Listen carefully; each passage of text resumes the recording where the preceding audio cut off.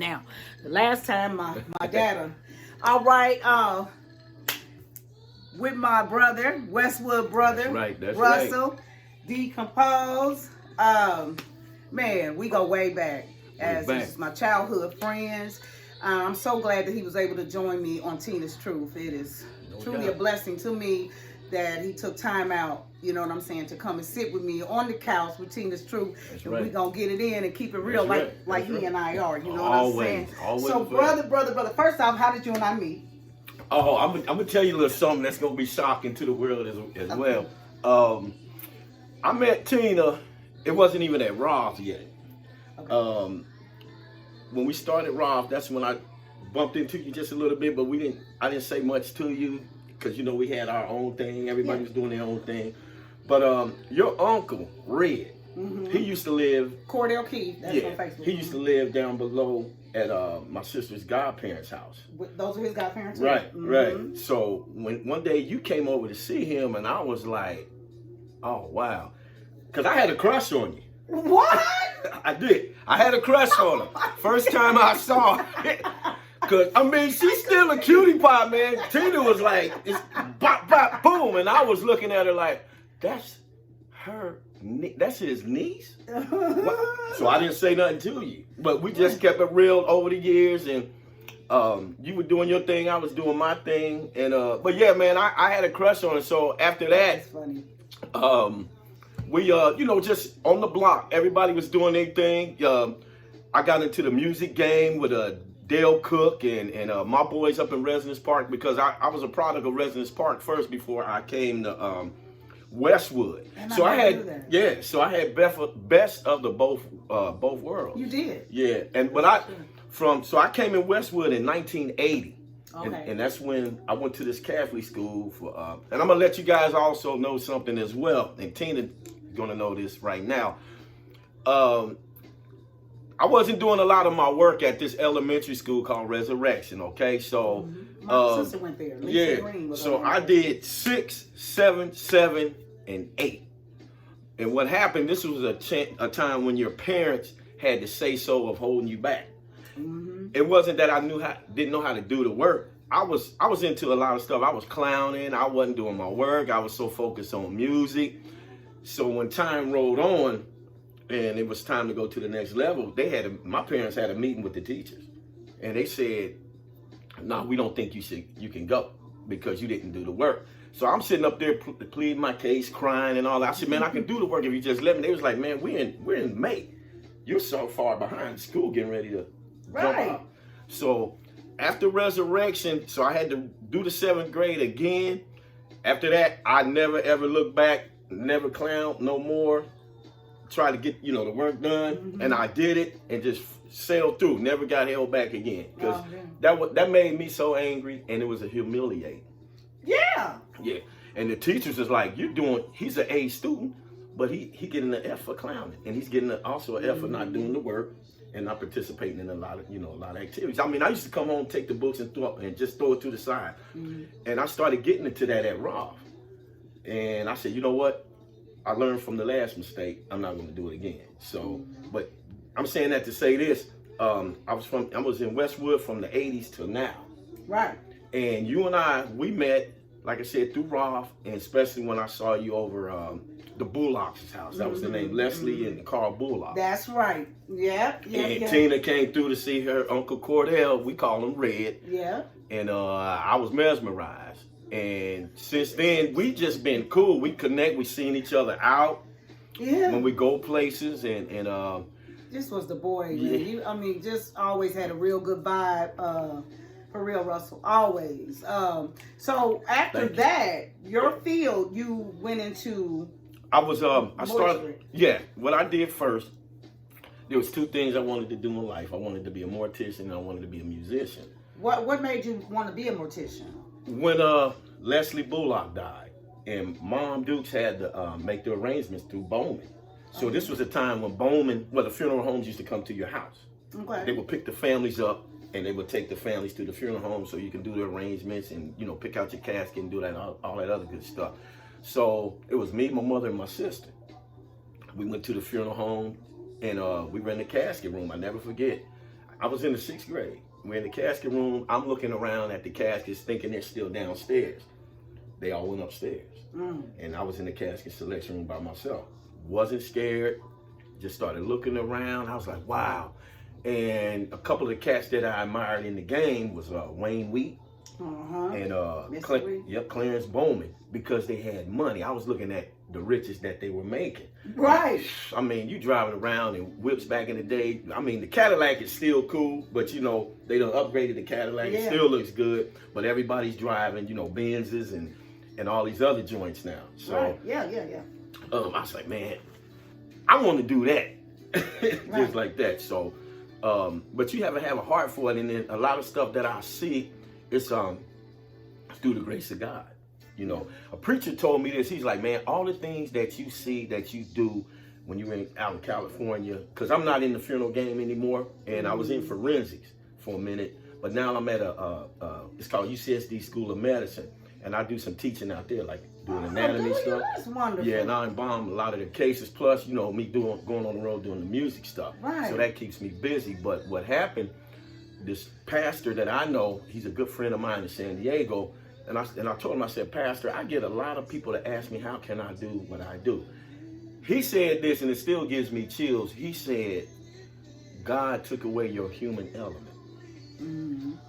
That's why you can see and do the things you do, because he eliminated the stuff that other people can't see. Right. So he took that away from It's you. definitely a calling to be a mortician. Yeah. I even give it to the beauticians that go in. Oh, yeah, and have to do the hair. and all that kind of stuff. Yes. Now, the first time I was able to do it was with my uncle, Nathaniel Key, where I had took a friend of mine, and they allowed us to go in the basement. What's that funeral home right there by BP, behind BP on 3rd?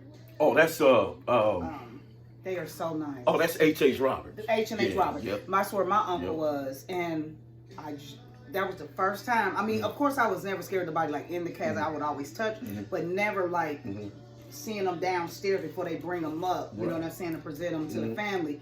And she braided his hair. We celebrated. It was her first time doing it, and it was my first time. And I wasn't scared either. I wasn't scared, and I don't know if it was because it was my uncle or not. Right, but I just think that's a awesome call to have. I appreciate that. So you did that, and you went on. Wow, you went to school and you did all of that for it. And how long? What is that? Like in case somebody else is interested in going, is it a long process? It is. It's what happened. I'm an alumni. I went to Cypress College of Mortuary Science in L.A. And when I was on the road with, it was you remember when my boy Daryl Easley, when we had Unique Cut, right? We traveled. We had a record deal on my uncle's label called Toby Records. Okay. And we went out there. We were doing good. But things, one thing led to another, and egos jump off, and just things wasn't working right. So he came on back. Best wishes when he, we still talk. Yeah. He came back, started doing his thing, doing his solo project. So I went on and just stayed out there, started doing my thing. But I said, you know what, man? Excuse me. I said, I want to go. I think I'm gonna go to mortuary college. Excuse me. So the undertaker that I was working for at the time was Anderson Ragsdale Mortuary. Okay. So he was like a grandfather to me. He was like, I'm gonna help you get in school. He said, but don't go right now because you need to build up residency in California. Okay. So he said, I suggest you just sit out a year. But this is what we're gonna do. We're gonna get you registered for the state of California, the funeral cemetery and mortuary board. So I had to do the paperwork, and what I did, it's called an apprenticeship, but it's on the lines like a residency for a doctor. Okay. So that was 2 years. Well, actually, I did it in 3 years, and then I had 2 years in mortuary college. Okay. So it's 5 years altogether, and I, have all my papers and credentials and everything. So with an apprenticeship, I'm getting hands-on with the bodies. I have to do, well, let's see, how was it? You have to do 25 bodies assisted, then you do 100 by yourself. Oh. Now, this funeral home that I worked for, he was Black Funeral Home. You in LA? Well, this was in San Diego. Oh, I mean, okay. Then I went to LA when it was time to go to school. Okay. I'm gonna tell you about that. I almost flunked out of mortuary college too because I was performing too much. So I'm like, damn, and I was paying for this. Yeah. Excuse me. So So can you hand me my water? yeah. So after that, I started doing my apprenticeship in this funeral home. I think for a black funeral home, he was doing 500 cases a year, which is good. Now the funeral home that I really got my work in, so I didn't get the 100 with him. Mm-hmm. I got maybe about about 30. And it was still not enough. So this funeral home, it was called Forest Lawn in Hollywood Hills when I left from San Diego. Okay. And they did Michael Jackson. When I first started at that funeral home, we had Sammy Davis Jr.'s body. Wow. Yeah, so they did 5,000 cases a year. Lord. Yeah, so I started to do those and got my apprenticeship going again. So I had to re-register. Well, actually, it was a transfer. Okay. So I transferred from Ragsdale to Forest Lawn Mortuary in Hollywood Hills. And that's where it took off. That's where it took off. And how did you almost fail? Performing. I had a record deal. I was with Asani International Records. Matter of fact, Durrell easily, he remembers the label that we were on in Columbus. They had the same distribution deal with Solar Records. We were on a label called Mainway Records. Okay. And Solar was distributing for Mainway. Okay. So the label in LA called Asani International Records, they had a distribution deal with Solar. I was all up in the Solar building, beautiful building. It's still up. It's called the Sound of Los Angeles Recording. Who was up under that? I mean, to those of us that I don't know, who was up, who was signed to them? Lakeside. Oh, what? Yeah, The Deal. Oh, okay. The Whispers, Midnight Star, Shalimar. Did you guys ever see anything? I seen, well, we know Steve and, what's his name? Steve Shockley. Oh. We know Shockley. Well, actually, my uncles know him, but I talk to Shockley all the time through Facebook because he's here. But I bumped into some of the Whispers. Okay. Yeah. Which one? They're twins, but one is, I think, Scotty. I think I met Scotty. It was Scotty. Were they humble? You know what? They're quiet. He was a little short, fat dude. Yeah. They're quiet? Yeah, they're quiet. Oh, but they can sing their butt off. Boy, what? And then a partner of mine who does shows out in San Diego, named Marcus, he goes by the name of Wild Style. Matter of fact, he did some stuff down here. I met Howard Hewitt. And then, cause he promoted him a lot, so Howard Hughes was on Solar. Okay, Shalimar. So that was a pretty big. Yeah, because the group was Shalimar. Gotcha. And then let me see, it was one more. I think Climax, if I'm not mistaken. I didn't meet any of them. I think Climax was on Solar. Yeah. Okay. I think. Let me research it, but I think they were. So you were with this company, and you was traveling too much, which is why you almost failed out of mortuary. Right. So I said, when I was talking to Mom Duke, she said, well, we ain't paying for it. This is your choice. Mm-hmm. And now you'll see how to appreciate money. That's right. So I said, you know what? And at the time I was married, and I was like, you know what? I said, I'm doing this for you guys, because I had a little Russell and my daughter Sienna. My former wife, she's from Compton. Oh. So we met, and I was doing it for her. I had things going on, man. I said, you know what? I need to get through school, and I need to get this, because this is what I'm fighting for. Now, how old were you at the time? I was in my late 20s, getting ready to hit 30. When you got married? I was like 20, I think I was 20, 26, 27. When you got your first, okay. Yeah. Right. Have you been, is that your only marriage? Only marriage, 4 kids from that marriage. Okay. My children are, let's see, my daughter, she's the oldest, 29, Russell's 28, Romel's 23, and Ryan's the baby, he's 11. Yes, I see him on Facebook. You have a beautiful family, by the way. Baby. And thank you for even referring me, just to go to show you how solid I keep stressing about my friends and family, not only from Westwood, just my childhood friends have been incredible with referring. Like you referred me to do Clean Your Mom's House. You know what I mean?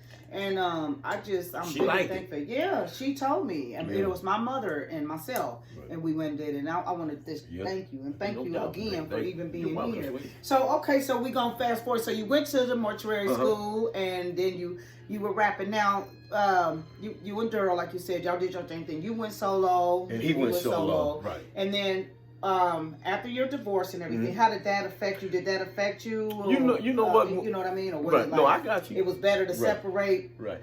I was with her. We were together for 27 years. Shut up. And I divorced her. 27. That is awesome. Yep, in 2019. But the thing is, you have to just, how can I say this? You have to really pray on it and just say, is this something that I really want to do? Because we were going up and down, and you look at your children. Yeah. And it's like you like, man, they want you around. I had joint custody. That's awesome. Yeah, so it's like you have to be focused. One thing, you don't want to get the kids involved. Right. And there was some up and down. My daughter was mad at me at one time. My son was mad at me. Of course, you go through that. And so he was like, but at the point they started being like, you know what, Dad? He told me, he said, Dad, we never wanted for nothing because of you. So my other two, they were pro dad. And the other two were kind of like pro mom. They were not. They would say, "No, we wasn't." I said, "Oh man, we'll talk about it." And I said, "Yes, you guys were. You were." I said, "You guys." I said, like, because when Russell, he was in college at the time, and when we moved, when I went to get my own place, and she was right up the street from me, up in the hills. And I told him, I was like, you know what? I found out you were on this side of town and you didn't even come by to see me. I said, you know how I found out? I said, through your little brother. He said, when he stayed with me on the weekend, he said, Dad, Russell was up at the house. I said, that little nigga didn't even call me. Let me know he was. He's on the side. Yeah. He's mad. So he's like, Dad, it wasn't even like that. I said, but you know what? I said, I love y'all anyway. I said, because I'm your father. And everything panned out after that, but he came to me and he's like, Dad, you know, we never ever wanted for nothing because you were you gave us everything we needed. Okay. So I started helping him with his music. He started doing his thing. He graduated from Point Loma college out there in music. Yeah, I've seen that. Yeah, so he just got his master's degree in music. So are you dating now? I was dating a young lady. She's still cool people, man. Okay. She was Panamanian. We had our ups and downs. You know, we still talk every now and then. Cool? Yeah. Okay. Oh man, we real cool. So we'll see. Do you think you'll get married again? Right? You know what, baby? Yes, there is hope that I will remarry. Oh, that's good. That's good. Yeah. You see our boy Sput getting ready to get married. Yeah, I saw that. Yeah, so I was like, my man doing it. It's hope for me too. So yeah. That's a funny guy. Yeah, he's getting married. I'm excited. I want to get married again myself. Well, you let me know because I don't want to be at the wedding. Yeah, okay. And I'm going to hold you to that. I'll be there. I promise with you. music playing or whatever, baby. Yeah. So listen. So are you looking at the music industry now? Everything has totally changed. It has changed, but one thing that hasn't changed is hard work. And I tell artists that I'm working with, because I'm going to tell you something, and I'm going to let a lot of people know, your listeners. I know Jamie Foxx. I was around Jamie Foxx when he was starting his career, when I was living in L.A. I think my big brother, he's a writer, director, actor. He played in A Nightmare on Elm Street. Okay. The brother named Ken Sagos. All right. Matter of fact, I did some music for his movie. Okay. He has another one that's coming out. I think matter of fact, I think they're editing stuff right now. He's still in Hollywood. I used to live with him when I was in Mortuary College, and was performing. He's in my publicist, Kim Evans. She took me around and taught me a lot about the game in LA. Okay. And then Tommy Ford, he was a good friend of mine. They all used to come over to the house. This is when everybody's careers, they were trying to bud their careers. Jamie used to be at a comedy store. It was called the Townhouse.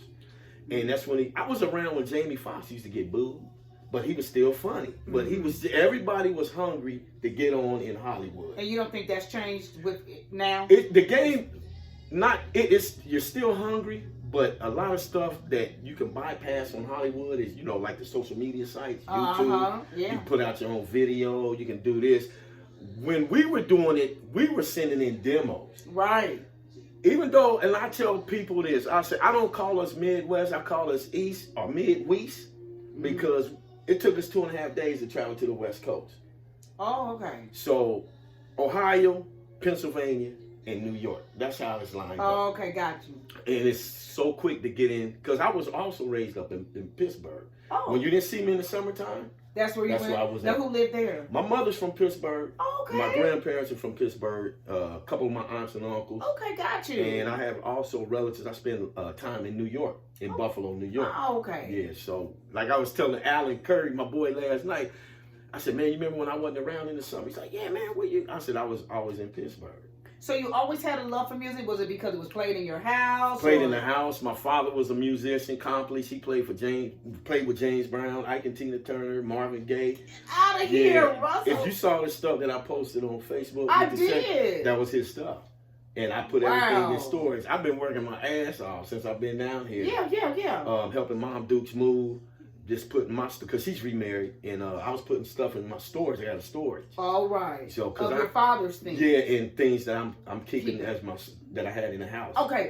But I'm coming back, everybody. So I'm looking like maybe close to 5 years, maybe sooner. So, but I'm gonna be traveling back and forth. But I want to get the acts out of Dayton, like when the funk was so heavy. So my aspiration came from Pops, and then my uncle's big funk group called Custom Made. He was on tour. All right. And he was around Slave, Steve Arrington, and a lot of these guys, and went out on the road with Custom Made. They played for groups. Him and Mark Woods at Lakeside. They're real cool friends. You remember us walking down Hoover, and we literally would hear Slave in the basement. Slave and New Horizon. And New Horizon playing. That was Damien Black? Yeah. Which one was Damien in? Damien was in you know what, Damien was playing with Dale Cook at one time. They had, because we were in, remember Battle of the Bands? Yeah. And I was the drummer. I was the youngest drummer. Okay. And they had a group. We had a group, and that's when Residence Park used to come to Westwood, and that's when people used to square off. Excuse me. So this is when Westwood Center was open, and we had Battle of the Band. So we battled them, and they won.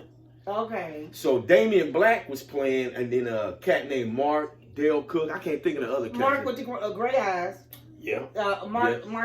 It's not Johnson, but I know you're talking about Mark. Yeah. He was a hell of a player. I was he was cold on the drums. Him and Damien, very close to both of them. Have you seen him? I haven't seen Mark. I haven't seen Damien. I've seen Mark downtown. Yeah. He looked the same. Does he? I mean, everywhere, a little weight, but but he looks the same. But I have not seen Damien Black nor his brother. I haven't seen Damien in a long time. But Damien, I think he did some work with New Horizons, and then he started playing for Zap.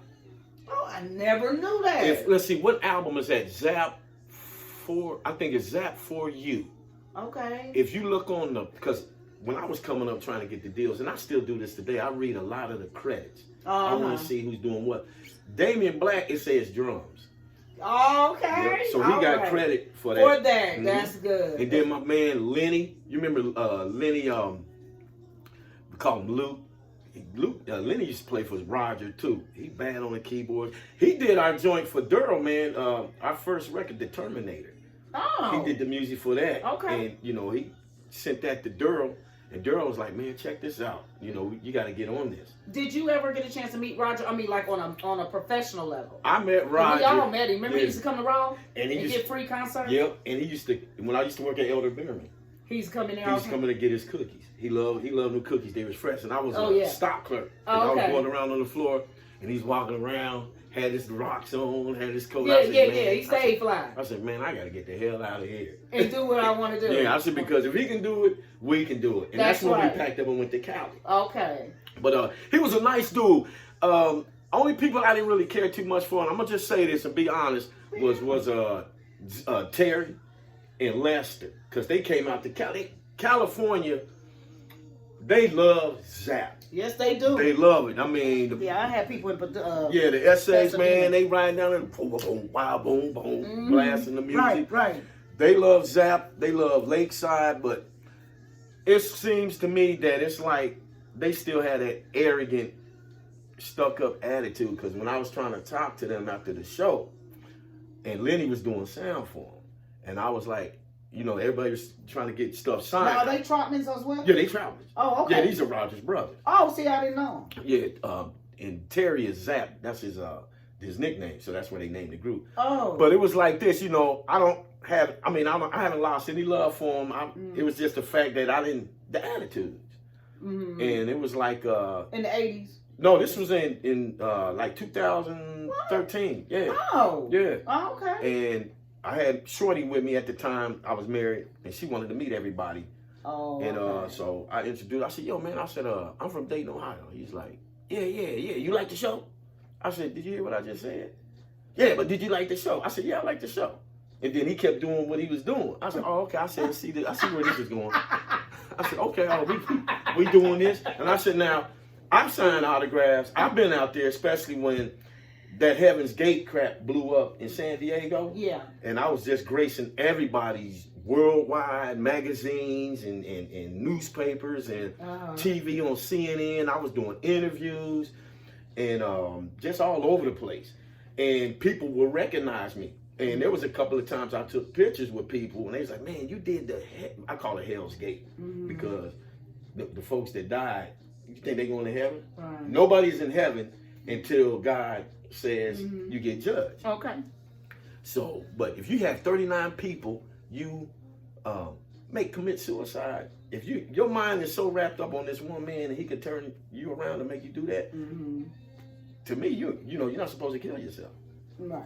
But this is, and we can get in the mental issue later on. My theory is totally different, but I just saw. I'm saying that to say that, but it was just the arrogance, and I'm not an arrogant person. When people want, they say, "Man, can you?" I said, "Yeah, if I have the time, then I'll do it." Right. But if I don't, I won't. Okay. So he was just a bad vibe, and I told her, I was like, "You don't need an autograph."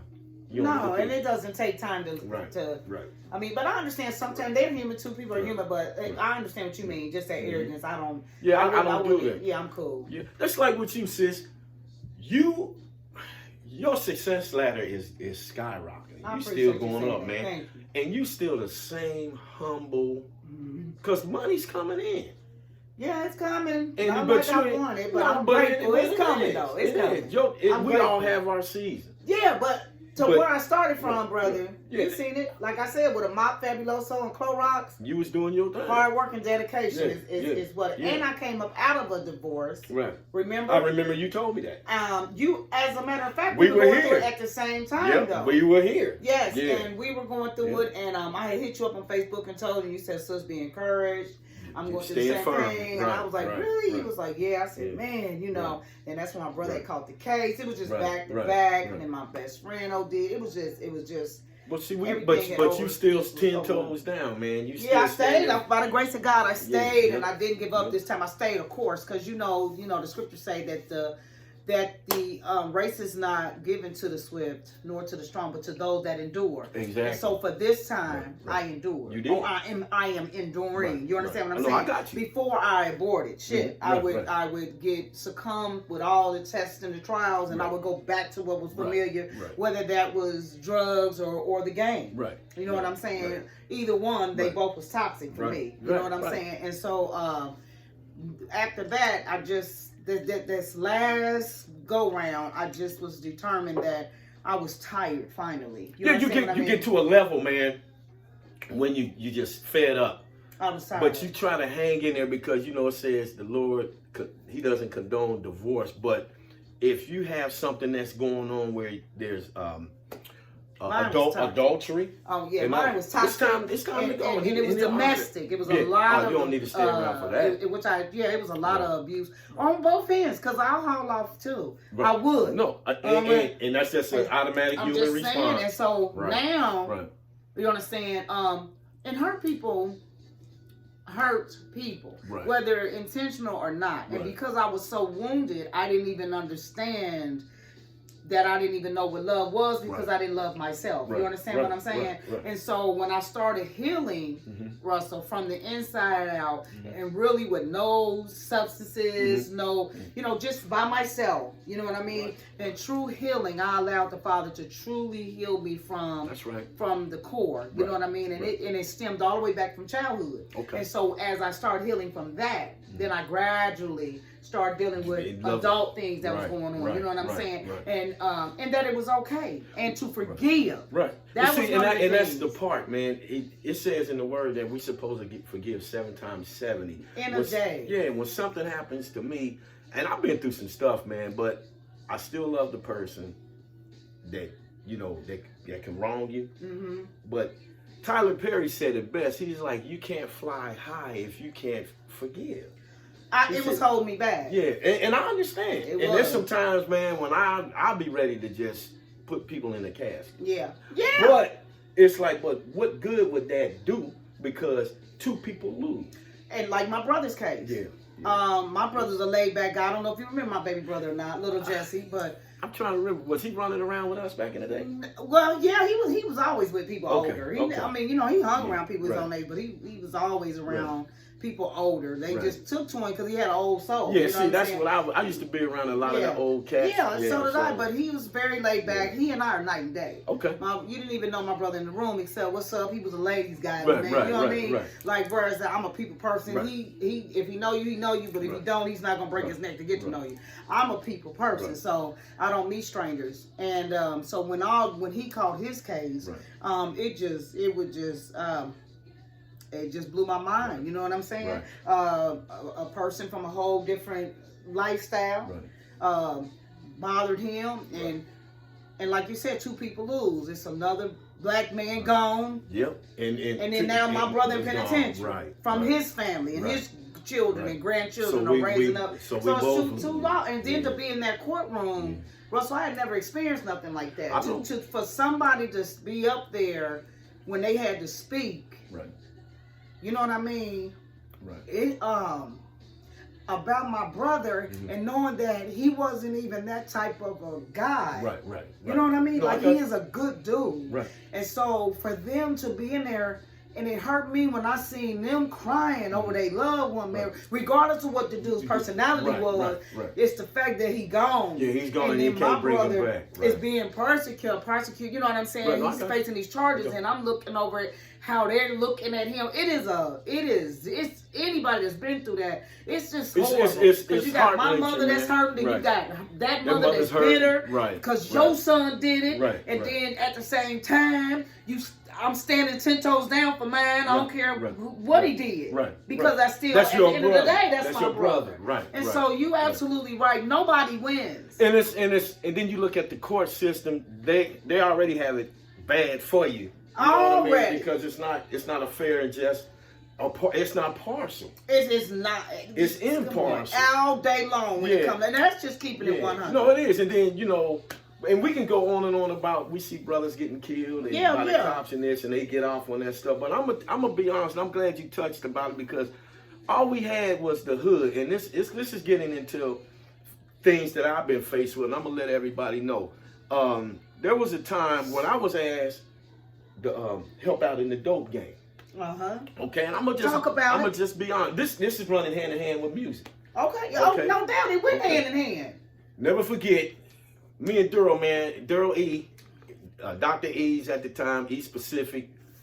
We used to ride in each other's car, man, and we used to stay focused, man, and we knew who was doing what. Me and Daryl ran the streets. We was out there, we was performing, and we had a lot of love from the Dope Brothers. Y'all did. And because Unique Cut, and because me and Daryl was talking about his book talks about a lot of stuff. And it's a great book. I haven't read it, but I've been hearing a lot about it. And I need that book, boy. Yeah, that book is dope. I'm telling you. Go ahead. But we used to ride around. I had a 4-door Delta 88.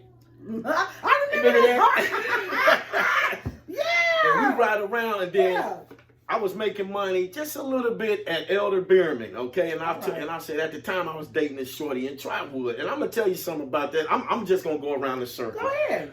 Anything that crossed Gettysburg to Salem, going to the Salem Mall, they didn't want us there because we were in the hood. At all. My car never fit the mold being in Trotwood. I got pulled over several times by the Trotwood police, the white cats, saying, "What are you doing out here?" Because my car didn't fit the mold. It was triple air tinted up.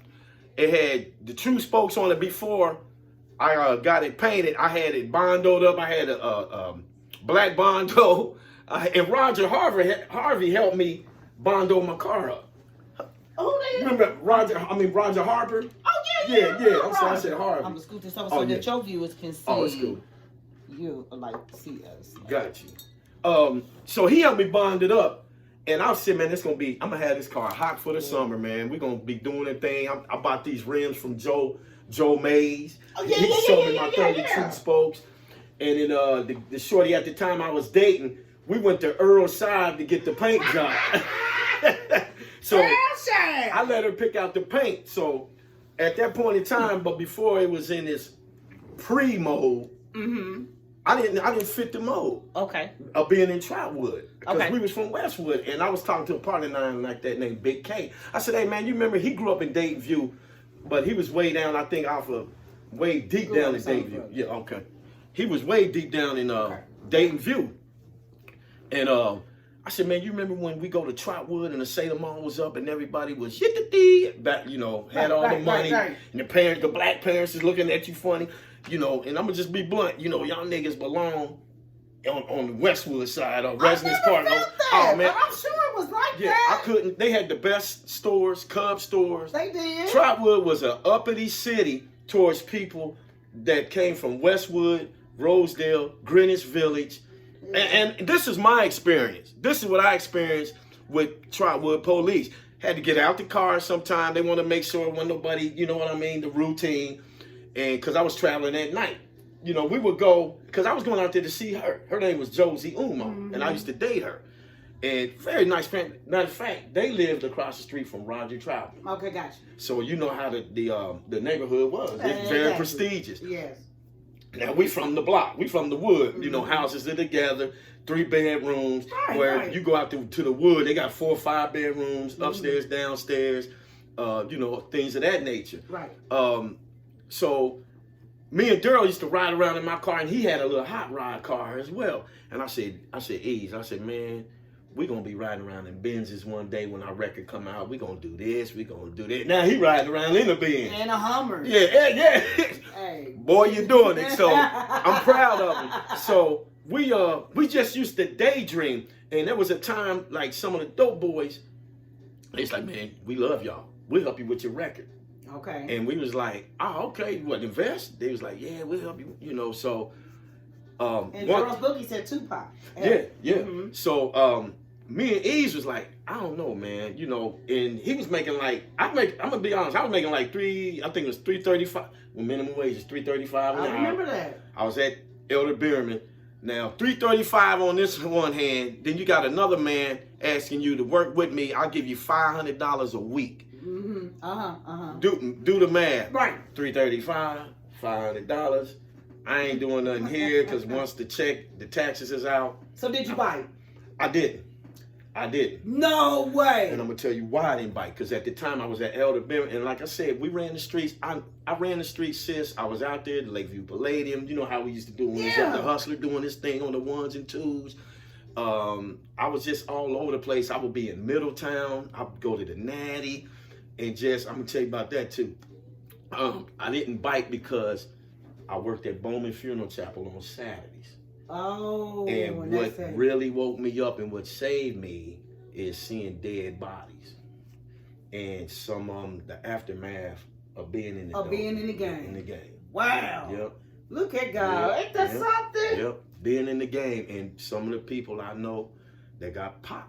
But we all knew them because we went to their funeral. That's right. But we didn't know who did what because right. that wasn't our business. That's right. That's like, I tell my kids, I say, hey man, people in the city, like my cousin, he's like, man, I was with him last week. He said, when you come to the city, man, it's like you a celebrity. He said, I just see a lot of people just come out and kick it with you. I said, because it's the love that they have for me that I have for them. And I said, absolutely. And people don't hang with phony people in Dayton. That's one thing about the OH10. We don't fool, we don't bite with folks that's fake and phony, because I don't. We don't really. And sis, she's shorty on the block. We ran. She got mad squabble skills. I used to see that. So it was just a bond. It was just a love thing. And Westwood sticks together. Residence Park stick together. Yes, we do. And I was also a product of when I was little. I was raised up in Summer Square too. I lived up there and I'm gonna tell you what happened. What got us up out of Summer Square? This was like in the early 70s. My sister was a baby. One night it was these 2 clowns, and we were sleeping in the room. These 2 clowns were fighting on the playground. They were older dudes, and the one clown tried to shoot the other one, but the bullet came through our window. Oh yeah. And then it ricocheted and landed in my sister's crib right next to her head. Oh my God. Yep. My mom will tell you that story. The bullet was right on her pillow. Oh yeah, it was time to go. And she went in the room the next day to check on us because they didn't know the commotion was going on in the park. Because our window was over the park. Okay. And back in the park, And she said, Jimmy, she screamed at my dad. She's like, get in here. She said, we up out of here. She's like, this could have cost our baby's life. But imagine what people are going through. I have cousins that have had to move. I have a cousin that it was a shootout all the time when they stayed in the baths. Yeah. And I mean, the kids were traumatized. They didn't even want to go outside due to that. But I'm glad she's gone. But I mean, this was just a normal thing. Yeah. So okay, so that stopped you. And then it stopped with Ease too, because Ease would never come see me at the funeral home. He had his job, I had my gig, but we would perform, sis. We was the coach. We had an entourage. We would hit. You remember what was the club? Oh man, out there on Main Street. Everybody used to go there. That's when we bumped into Bootsy. Bootsy came to the show.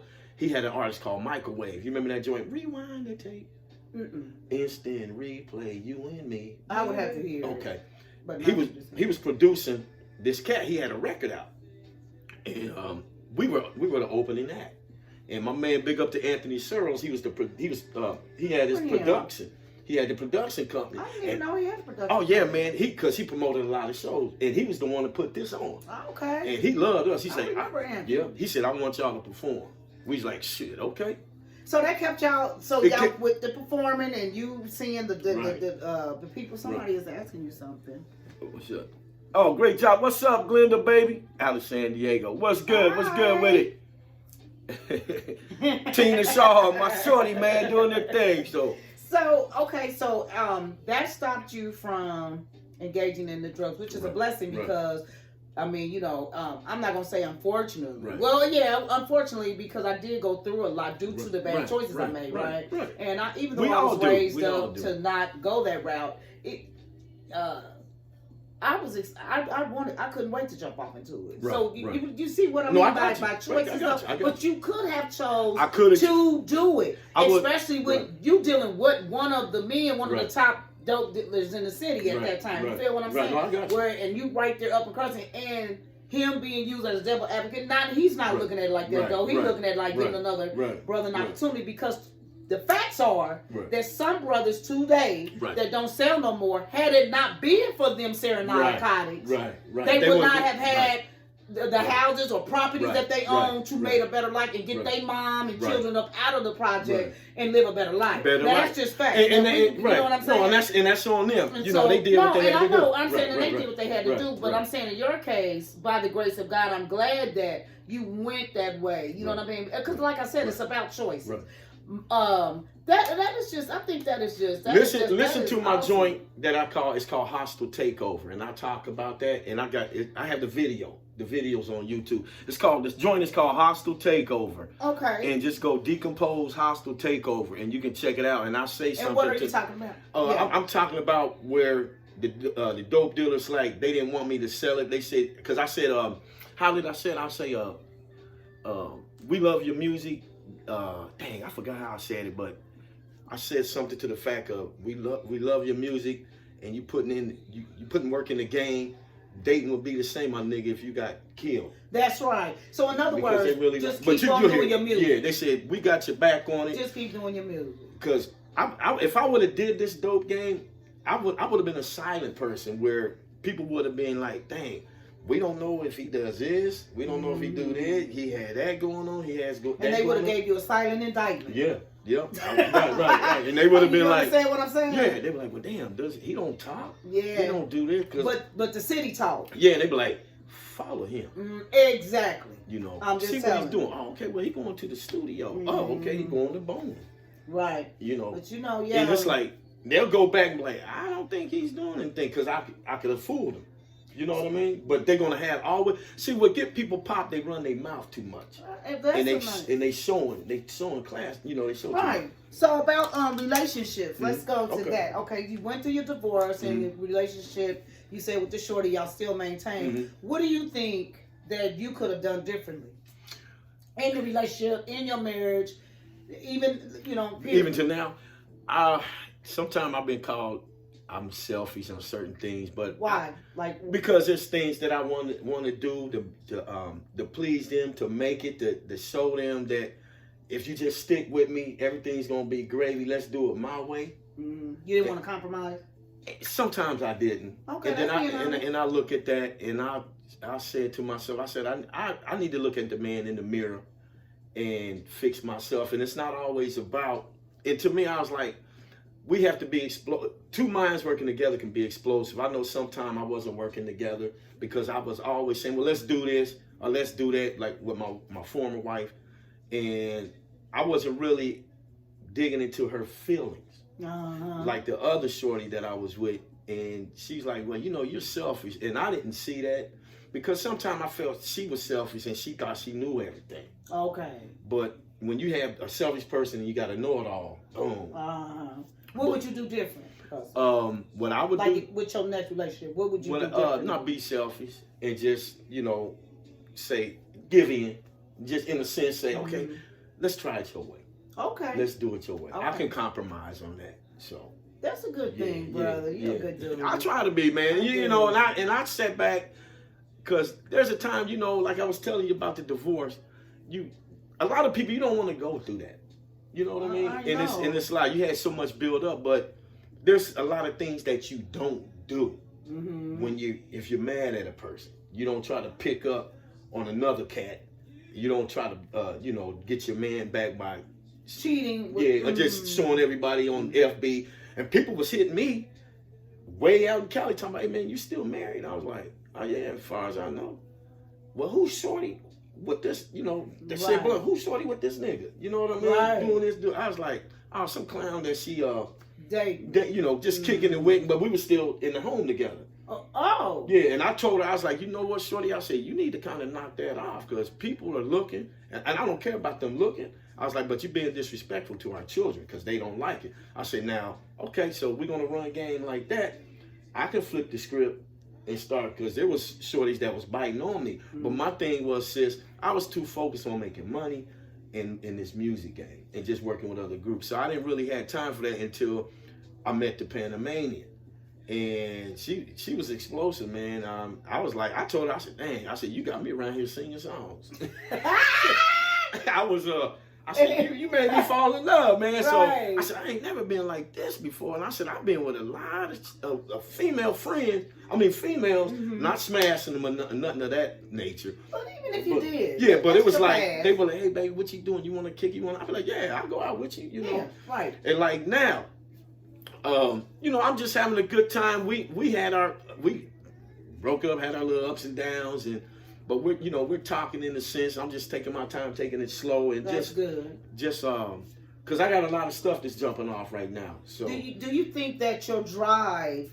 Where is your balance at? Like what I keep hearing is my working, me driving, and I try to do X, Y, and Z. You know what I'm saying? Yeah. Like.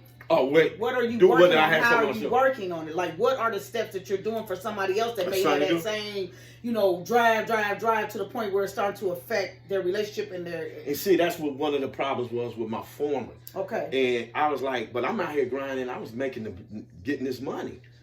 What would you do different? I would have her come with me, but sometimes she didn't want to come. She would be like, you out there doing this? I said, but you loving the money I'm bringing home. Because I break you off, and to keep you quiet, to keep you I'm talking about the former wife. I know what you mean. Okay, things of that nature, giving the kids money, and they were like, Dad, that's why Russ said we never wanted for nothing, because you was grinding and you was doing your thing. But to change it differently, just have faith in just honesty, faith, and be an inspiration to your man. Say, baby, I know what you're trying to do. Because you make it difficult when you think I'm out there doing something. And you're not. And I will open up. I said, won't you come to the show? I don't like to be around that crowd. I said, once I'm done, I don't hang around that much. I said, I let my DJs do their thing. We cut it up. I'm sweating, get the money. And one thing one of the other shorties used to say to me, they used to do our door. She's like, I have never, ever, and she was married. She said, I have never, ever in my life seen you take your ring off. Your wedding ring off when you was in this club performing. And we would have, I was performing on Tuesday, Friday, Saturday. Sometime I'll get booked to do Wednesdays. And I would have, my last show, I did a show in Charlotte, North Carolina, I think the last one before the pandemic hit, in 2019, I think, or 2020, 2019. Yeah, that's when Yeah. 18 or 19? Yeah, well, actually, I did the show in 2019. Okay. I think it was 2019. And Charlotte, North Carolina, man, them hip-hop fans are off the chain. And I just blew the show up, and they told me, because they were doing a live feed, and people was like, man, you rookies need to really get y'all act together. They said because the vet just kicked y'all butt. He took the whole show. So, I mean, I love to perform. It's just something about the stage. I'm double nickels now, but at the same time, this music don't have an age. God, and my pastor told me this. He's like, so many people have died not utilizing their talent. Because, see, I play for the church, and then when I go back, I was asked to be in this band that they need a drummer. So this is a new startup from a group that's already been well-known group that's been, that you're doing now? Yeah, so I'm their new drummer. Okay, so thank you. So when I get back, I'm gonna be doing drum stuff with that. I'm working with my artist in Kentucky. I just signed him. But my balance is, I love the rest, but my hard work is just seeing the financial aspect that's coming in. Because I was juggling 2 careers when I was told I couldn't do it. Okay. When they say, oh, man, how you gonna go to mortuary college and then you gonna do music? I said, man, God, if you trust and believe in God, you can do. It's say, my mother always told me this. She's like, with and through Christ, anything is possible. You gotta have that drive. Right. You have to want it. Nobody's gonna give you anything. How's your relationship with your parents? Well, how was it? you know, my dad is. But how was your relationship with your dad? Man, was he? He was. I'm gonna be honest. He was out on the road. Pops was an alcoholic. We used to get into it every now and then. Nothing physical, but he came in. He used to do a lot of hollering and cussing. Emotional. Growing up, yeah. In the sense it was. How did it affect you? It affected me. Actually, it really didn't. You know what? I'm gonna be honest. In a sense, it kind of affected me on the selfish aspect because he was selfish and he had money. And I would used to see how when he'll bring money home on Fridays, my mom would have to say, we need to do this. He wanted to just break off what he wanted to have. Right. There you go. She wasn't having it. So she would dig in his chest like the flute. Right. And she's like, look, you see them 2 mouths you got to feed over there? You see my mouth? You like this house we in?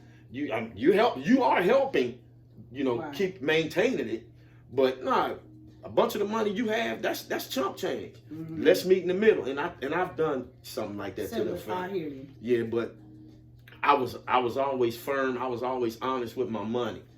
And I would give her, I would pay bills. But sometimes there was some time when I took the bills back and started doing it on my own because I would try to let her do it. And then, some half bills just getting paid. I was like, okay, this is going to take us into the next month and having another bill. Right. And that's cool because somebody, in a relationship, some people are better.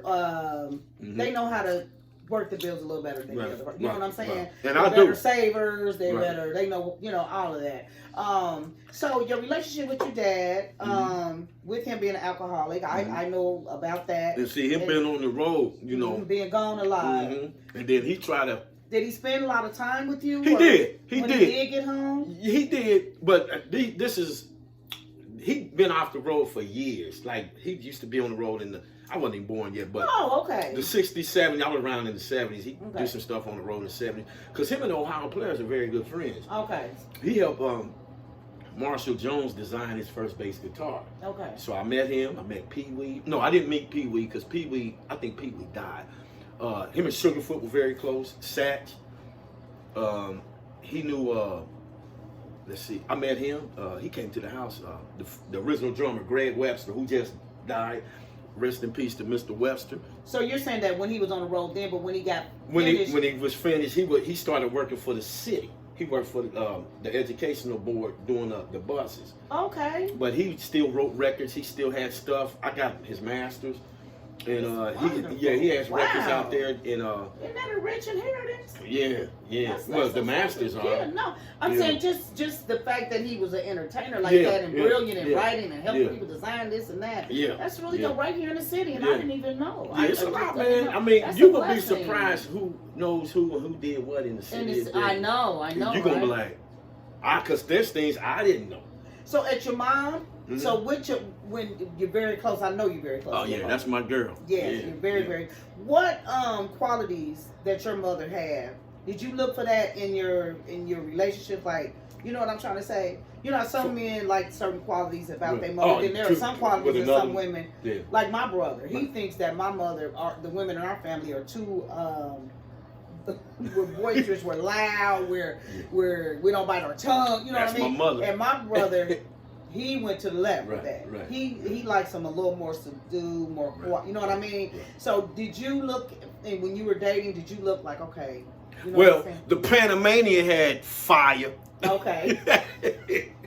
And we used to go up and down. So, but I mean, it's cool. Sometimes I used to tell, I said, baby, don't you know how to cut it on and cut it off? There's a time and a place for it. Did you feel like your mom knew how to cut it on and cut it off? Oh yeah, Judy know how to cut it on.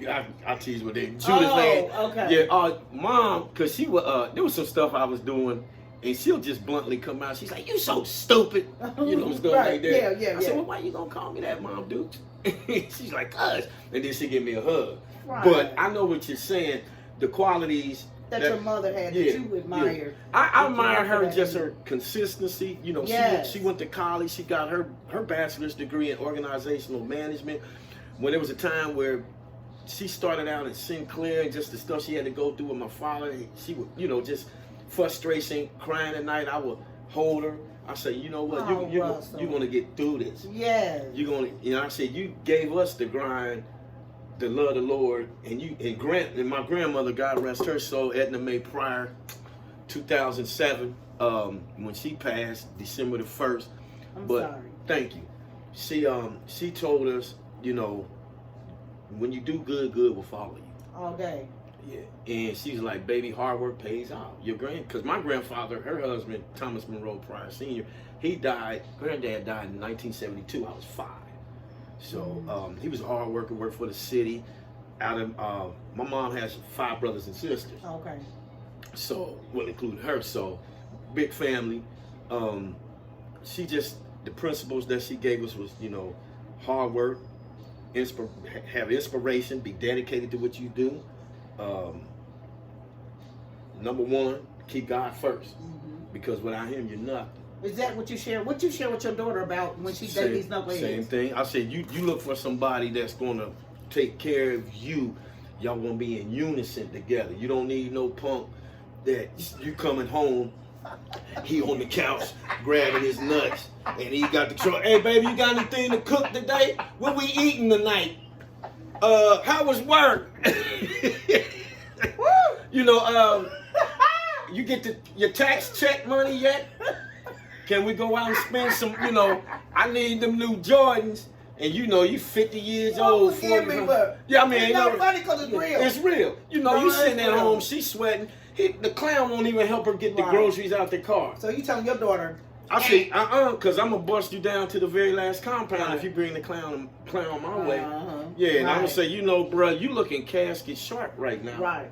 Yeah, I'm not going to play that. Right. So get you somebody that's educated, motivated, going to be an inspiration to you, and y'all going to build together. And see, that's another thing. I love building together, and I know sometime at that point in time when I was going through the divorce, I wanted to build, but sometimes a woman has to say, you know what, man, I understand what you're going through. We'll do this together. You know what I mean? And at a later date or whatever. But no matter what, I got your back and you have my back. Now, you didn't cheat, which is there was times that I could have, but you didn't. But I didn't. Now you the first one that's sitting on this couch. Yeah. Well, no, Spud said I asked Spud. I asked my previous guest, why do you think men cheat? I remember that you know. Right. Why do you think? Because you had Fred on the couch too. Fred said, "Oh boy," so now you throwing it my way. Right. You know why do you think? My view: insecurity. When the woman's looking good, you already have it. And you know, she don't even have to. You know what? All ladies look good to me. Like I made a point. I said bald head women are sexy women, and they are. It's the things that you do that can make you sexy. It's not always appearance, but what that got to do with to cheat? No, I'm getting to it. Oh, okay. I thought you was trying to go around. No. Okay. The insecurity part is, for example, your hard work, you went to school, you did this, you got your college thing going on, great job, and then you looking at this clown who really don't have nothing going on, but he's working, and you can still be successful without education. I didn't graduate. No, I know, but you're successful. But you're successful. I'm getting there. So the thing about it is, you looking and it's just an insecure thing. This man, she's on the job and she have friends on the gig to say, hey man, me and my friends are going out to get a drink. I'll see you a little later. It could be a male friend, or it could be, just lady. She's doing her thing. So in our mind, it's like, oh, she cheating. So if she's going to do it, I'm going to do it. And you're not really cheating. You're just going on with your life. You got your husband, but it's an insecurity thing because we feel sometimes your attitude is changing towards us. You don't think it's an immaturity? That could be the case too, because the immature part is you're thinking out of the box. The man is thinking out of the box that you're messing around where you're not. Instead of just sharing his feelings with his wife or his woman. Baby, you don't ask me to go out. Well, you don't know my friends. She can just be working hard on the gig, coming home late, and you think something's going on. Some women cheat too, and that's what I told them when Fred said, when y'all say Fred, I call him John, but when John said, when women cheat, I said, I never said we didn't. I didn't say that. I mean, I wasn't the one that cheated, but I'm saying that, I know that that's a fact that women do. Right. But I was saying, I said, I think men cheat because they can. I'm not going to agree with you, and we can. But at the same time, do you want to? There's always a reason behind things that we do. And I've seen the insecurity of men, when their women are progressing successfully and you don't have nothing to bring to the table, but just be blessed that she's with you. What about listen, now here's a prime example. Two successful people. Mm-hmm. I have a friend that is two successful people. Mm-hmm. She went to college or whatever you want to say. Mm-hmm. He didn't. Mm-hmm. He just was a hard worker and have achieved great things. Right, you understand what I'm saying? They own mass properties. They have all kind of dump trucks, blah blah blah. Right? Mm-hmm. They're living very very nice. And they both are bringing in good money, very good money. Right. You know what I'm saying? Their children, they were able to send their children to college. Mm-hmm. They all graduated. A true rags to riches story. Mm-hmm. You understand what I'm saying? They both came from very humble beginnings. Right. Now, he cheated. Mm-hmm. Which we know every situation is different. We don't know. Because somebody could be not doing what they need to do. I don't know. It's different reasons why they do. But I'm saying, like you're saying, that he could be insecure. He's not there. But if he's getting the money too, and she's getting money, and he still cheats, that's a choice. Right. But and I hear what you're saying. It's like, I got this fine woman. I'm on top of the world. What else could go wrong? Oh, okay. It's ladies' night. She's going out. She's doing her thing. But our minds race because of the insecurity and immaturity on how we thinking something is going on. You can have the perfect relationship, but somewhere down the line, there's going to always be doubt in a man's mind. So what is your advice to black men today, like from one black brother to another, knowing the obstacles that you guys already go through, being black alone, right? But what would you say to another brother as to encourage him, like what you done been through, like you said, your selfishness, your drive? What would you say to another brother, to not be? Oh, you talking about far as a relationship, part not being insecure? Like I said, man, you have to walk in unison, hand in hand. You have to have God first, because there was a time I wasn't evenly yoked. With my former wife for 27 years, but we try to make it work, and we try to do things together. That's like what my shorty that I was dating. I felt we wasn't evenly yoked, but I wasn't insecure. She wasn't insecure. Okay, that make a big difference. She successfully did very well for herself. Only thing I would just say, just find that one, and communication is the key. Mm-hmm. Baby, what's wrong? Because even though you guys are successful, we all have breaking points where things go wrong in our life, and we have to have somebody there to pick us up, pick your woman up, pick your man up, and see what's wrong. Don't let them walk around the house always saying, "Baby, what's wrong?" Nothing. That's right. Nothing. And don't know how to articulate his feelings. Right. Well, and then they didn't know. They didn't see it. They didn't know how. They never saw that. Okay, just like piggybacking on what Spud and I was talking about. Remember I said you see other races of men with their children. Like if the little boy come in and the let's just say a white little boy come in and tell his dad, he's, say for instance, 7 or 8 years old. He's crying. He's talking about it's a hard day at school. Kids was picking on him or whatever, right?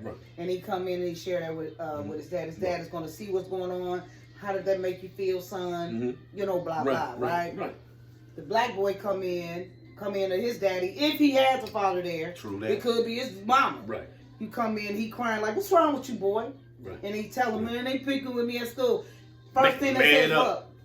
But they call him a big little boy. Why you sound like a little girl? Right. You know what I'm saying? Right. Why do you think that is? Like, that's just horrible. And I just think that needs to change. It does. And the reason why they do their sons like that, because their fathers did them like that. Exactly. So, but when my kids, because my children were never bullied, because I would ask them, I said, you been bullied at school? And because Romel would fight. Russell would fight too, but Russell, he's so much into the music and just laid back now, but he don't tolerate too much. Right. My daughter's a sweetheart. Sometimes I'll get concerned about her because she'll do anything for you, and she tries to avoid confrontation. See, that was my way. He was a non-confrontational dude. But she will stand up for herself if she has to. Many fights in Westwood. Yeah, man. Yeah, so I hear you. Yeah, and then Ryan just balls through the wall. He's 11. He'll go. Okay. He has, because my former say, they act just like you. The attitudes, the way they walk, talk, back their eyes. Just that DNA is there, and I see that in you. I seen that in them, but it's the way the fathers raised their, the father's how it's a domino effect. My father did me like that. My father did me like that. And then sometimes, like you said, the father is missing altogether. Yeah, daddy's either dead or in prison. But see, it ain't about prison. Or not even involved. They out here. Just boom. My daddy was not in prison. My daddy was not dead. Yeah. He just was not involved. Yeah, and that's a percentage. He was an absentee dad. You understand what I'm saying? The same way, with my former, my biological, he wasn't around. Okay. And this is the one he died last month. Oh. Yeah, but the one that was in my house, that's all I know. Since age 5 when he married my mom Dukes all the way up till he died. Oh, okay. So that's who I call. Did you get any relationship or forgive your biological? You know what? I'm gonna be honest with you. I did. Okay, if you guys didn't know his name was Lemuel Booker. That's whose dad? That's my dad. That was my biological. This is too much. That was my biological father. Are you for real? I'm real as it can get. That was, and my name. And looking at you, I'm looking. Yeah, like, my name is in the obituary. It'll say, and I'm the oldest boy. Durrell was the oldest. Then he's dead. So now I'm the oldest out of all of them. So, yes. So the thing about it is, a lot of them didn't know. I was talking to him in private. He wanted to talk because I told him one day in California, I was sitting in the service, okay, and my pastor, he discussed when you take communion. In the Bible, it says you have to evaluate yourself because many people have slept, meaning they died, they got sick. You can't take communion when you got that unforgiveness and all that in your heart. Exactly. So I didn't even think, I wasn't mad at anybody because when you get a family and you start doing your own thing, you forget about everybody. So I was just sitting there, and when he gave that message, because see, some people take it personal in the congregation. They say, "Oh, he talking about me." I don't be like that. He doesn't know what you're going through. This is just God throwing light on his message. So I was sitting there and I said, man, all this time I didn't know, and I was taking, communion. I was like, and I said, thank you, God. I said, I gotta fix this. Okay. So I think it was 2015. But all through that other time, I had no relationship. My mother never wanted nothing from him because the prior family, I had it all, sis. When she remarried, I'm going to tell you something. I didn't know who he was until he told me he was my dad. I met him at a Roth football high school game. He was sitting in the stands, but I'm going to touch on the other subject as well. He's sitting in the football stand, right? Because he tied in the school system as well. Yes, he is. So he's sitting up in the Roth Falcon High School. It was Roth and Dunbar at Welcome Stadium. I'll never forget. It was in the early 80s. And I had a big brother named Reggie Wilborn. That was like my big brother. Okay. And he would take me to the Rolf games. So a book was sitting up in the aisle. He said, "Hey, little man." And I was looking around, and I was like, "Who's that doing online?" He said, "Hey, yo, little man." And me and Reggie looked up, because Reggie was, I think Reggie was a senior in high school. I was like in grade school. And I was like, "Yo," I said, "What's up?" And he said, "Come here." And I looked at Reggie. I was like, "I don't know that dude." He said, "I'll go with you." Okay. So we walked up to the stand. He was sitting with his partner. He said, "Hey, man," he's like, "You know who I am?" I said, "No, not really." So he said, "I know your mom, I know your uncles, I know your grandmother, I know your granddad." He said, "Matter of fact, me and one of your uncles are very close." I said, "Oh, okay." I said, "What, you a cousin or uncle of mine?" He said, "No, I'm your father." I said, "No, you ain't." I said, "Because my daddy's at home." You know. Right. He's like, "No," he said, "I know." He said, "That's like your dad too." He said, "But I'm your biological." My mother never, ever discussed him. Never. And see, that's one thing about some black women. They want to dog the man out. So your daddy ain't shit. This. I'm getting around to my next question. How did that make you feel having to find out? Because I laughed, and I was like, I'm going home and tell them. So they were sitting at the table.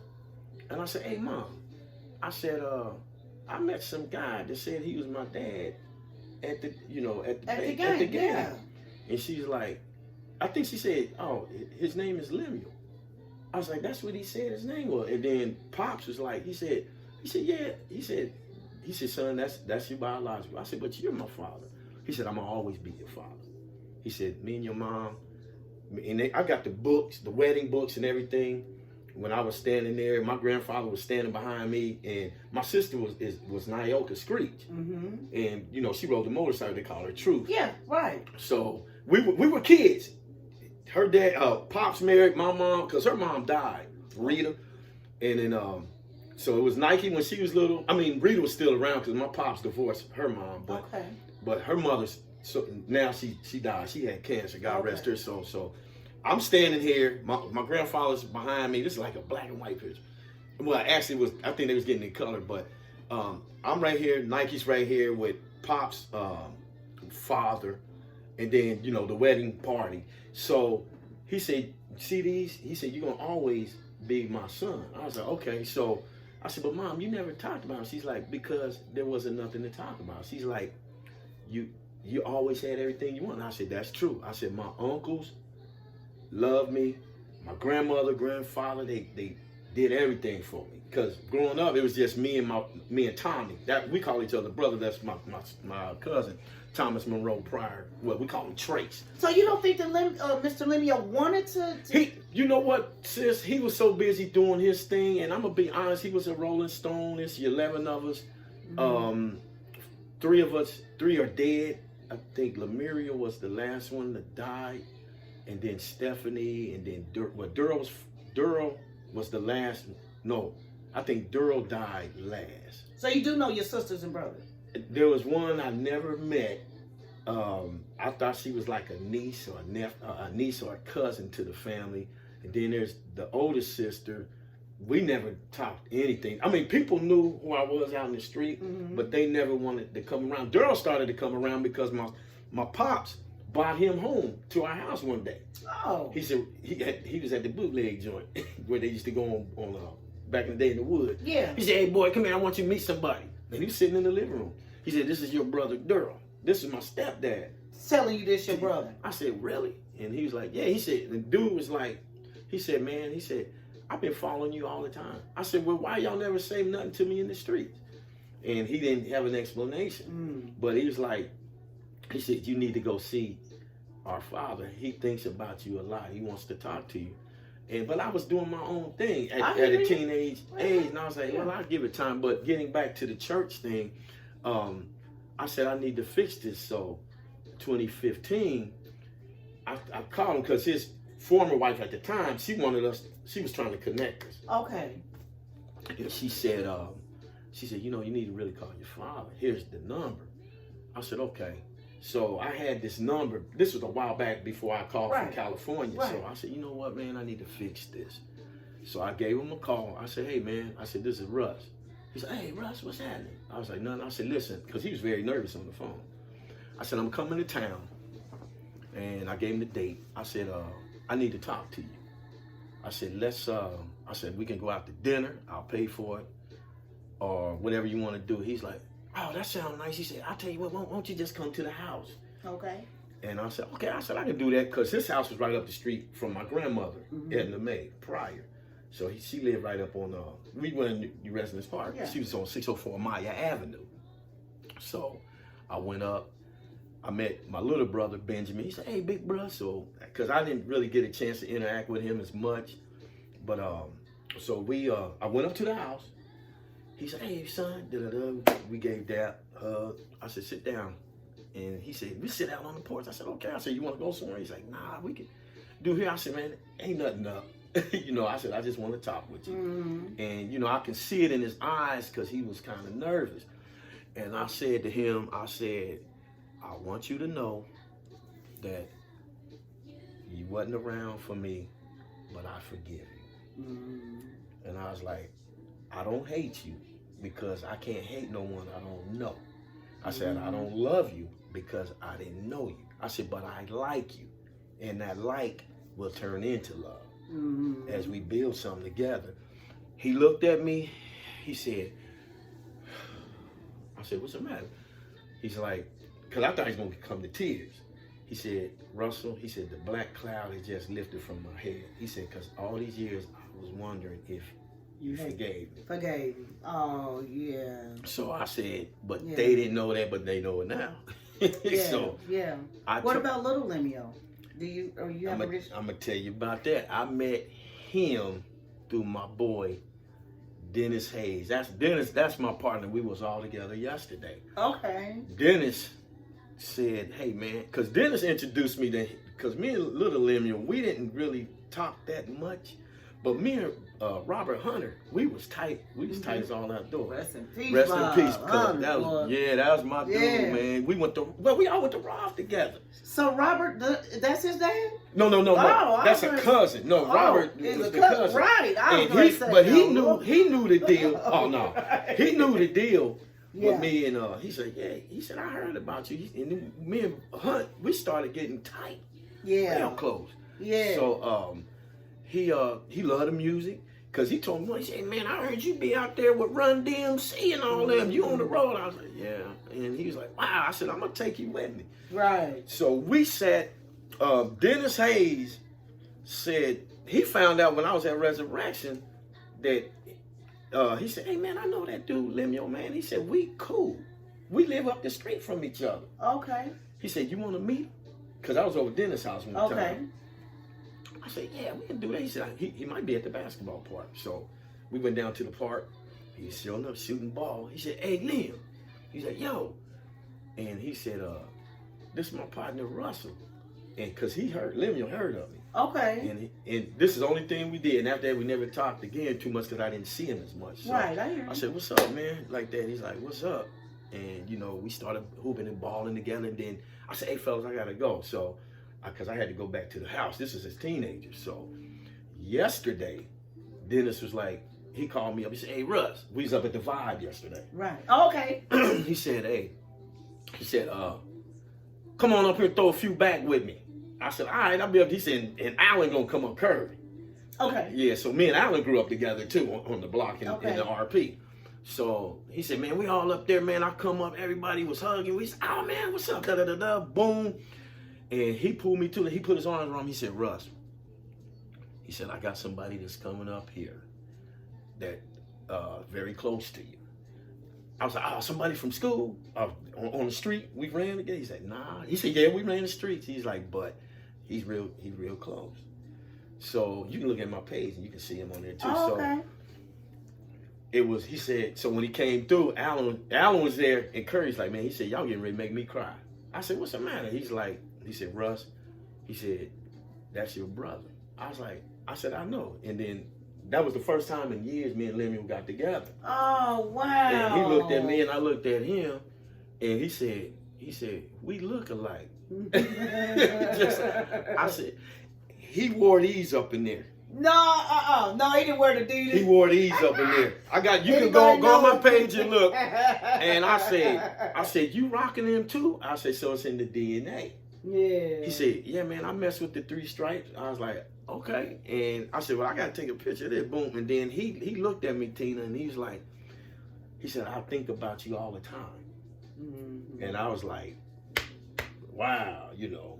I mean, and man, he was like, this is... And he was like, he said, you're always on my mind, man. And he said, you know, Daddy, because he's still kind of hurt about the death. Absolutely. And I understood, and I was like, and I told him, I said, my condolences, even though he was my biological. But it's like, it's no hateful feelings, but I feel relieved, I feel good because I told him I made a pact a long time ago. Yeah. They didn't know that, but I was always talking to him in private. Okay. It was on him if he wanted to say, hey, guess who I talked to? Because there's nobody I discussed that with except Mom Dukes. Right. And I told her, I said, you know, I made, she's like, good. She said, that's good, Russ. That's good. She's like, she said, because it says, if you can't forgive, God won't forgive you. Well, I definitely made peace before my dad is coming to a close. I just think this was a beautiful... Mom Duke Scott in there. I see, son. That is, I believe that this was wonderful on the ending thing, and that is the most powerful, is that you forgave. I, too, but I did know who my dad was, and we did it, but like I said, he wasn't active in my life. My stepdad was the light-skinned man. I don't know if you remember him. Was he in the wood with you too? Okay. Oh, yeah. So I keep thinking you lived on Leland. No, I stayed up the street on Anna, right up from Mrs. Whatchamacallit. Yeah, in the church. Well, Greg Field stayed on the corner. Right. Ronald Jones and them stayed. And then I was right across the street from the Bakers. And the Wrights. Right, and the person, what was the family that had all the kids on the other side? Was that the Joneses? I think it was. They had Mike. Jones. A lot of them. Yeah. And so I just think that's a beautiful, beautiful story. And I made peace with my father too. But I held it in so long, Russell. I was so angry at him for years. You know what I'm saying? But the minute that it was on my heart to ask him for forgiveness, I kept saying, ask him for forgiveness for what? Right. You know what I mean? But I was going around saying, you know what I'm saying? It's hard to feel love, saying the Tupac, it's hard to feel love for a stranger. And if you ever get sick or something, don't come to me, go to your other whoop-a-doop, you know what I mean? But, and I said, why do I have to, ask for forgiveness? He said, because if you say that you're serving me and I'm all knowing. That's it. I am a perfect God. That's right? That's it. And so you're saying to me that I made a mistake. I don't make mistakes. That's right. I knew before the foundation of the world that's who your father was going to be. There you go. And I needed him and your mother DNA to create you. That's right. Right? And so he didn't do too bad because here you are, right? You standing and it took me years and years and years. And when I finally said it, even though he had been in and out of my life, I still had anger because he stood me up at the altar. That was like that's ultimate. What hurt. Right. I was already a wounded child that he was not in my life. And for him to do that. But when I tried to bring you in my life, and then your name all on the program, and then it was a no-show. Right. But my dad was an addict also. Okay. So, and with me wrestling with that, I even now more so understand. Right. You know what I mean? I don't know if I would have not showed up, but I'm saying he did, and that's that. But it gave me and my granddaddy a chance. Right. Who I didn't know until I became a teenager. Right. We got our bond like that because he ended up walking me down the aisle. Right. But the moral of the story is his forgiveness. It is. And that's what you and I started the conversation out with, and that's what we're ending with his forgiveness. And it is very powerful. It has been very, very. So you guys got to forgive, man. That's it. You can't fly high if you don't. And I know this is a lot of shock because this has been quiet for a long time. But there are people out there that knew who Lemuel was, and I'm that product. And like Tina said, God knew the DNA.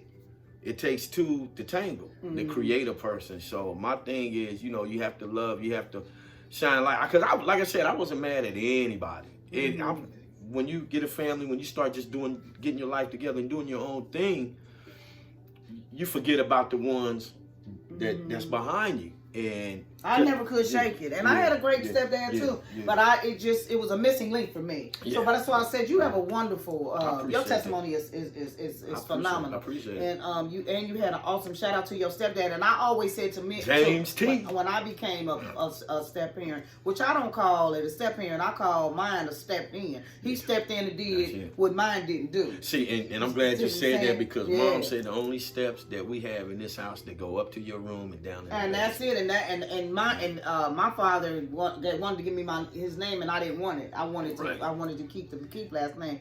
But thank you so much for coming on Tina's Truth. I love you so much. This has been phenomenal. Again, shout out your YouTube, what you're doing. The record label is Graveyard Recordings. You can hear this at, well, you know it's World Wide Web. I won't even go www. Just go graveyardrecordings99.com.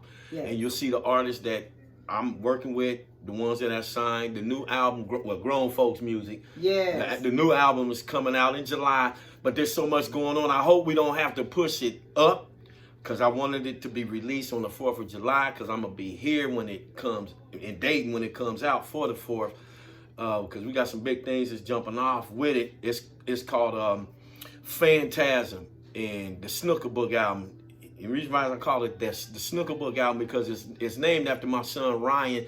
He's one of my biggest fans. He already told me that. So I spelled it fan, F-A-N-tasm. So you can go and look at that, and just YouTube, you can Google me. And everything that just pop up, Decompose or Russell Pryor, you can do. Please support. My name is Tina Shaw. I'm Tina's Truth, and I have a cleaning company called Safe Haven Cleaning Company. You can also go to Tina T's and get some tea at Dayton Drip. That's right. Have a blessed day on purpose. If you go check it out on Facebook, I have that as well. And I have a lot of other projects coming, but I will be talking about that later. That's it. All right, y'all have a blessed day on purpose. Talk to you soon. Take care, y'all. All right.